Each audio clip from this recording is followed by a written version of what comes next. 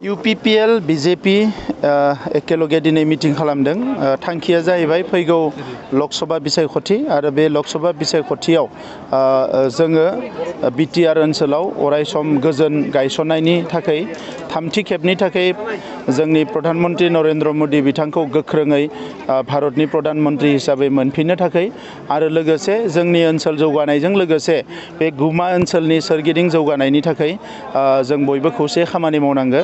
बेनि थाखायनो फैगौ बिसायख'थियाव जोंनि जि एनडिएनि केन्डिडेट UPPLनि दैखांनाय बिजाथि जयन्त बसुमतारी बिथांनो जाहाथे बयबो खौसेयै भट होनो हायो बेवहाय माखासे बाथ्राफोरखौ जों सावरायनो फैदों आरो गुमा ओनसोलाव दिनै जोंनि UPPL हान्जा जोबोद गोख्रों नुनानै आं जोबोद गोजोननाय मोनदों आरो आं मिजिंथिदों फैबाय थानाय बिसायख'थियाव गुमा ओनसोलनिफ्राय बयनिख्रुइबो बांसिन भटखौ जोंनि बिजाथिनो होनो हागोन। बिनि थाखाय आं उनाव बुंगोन।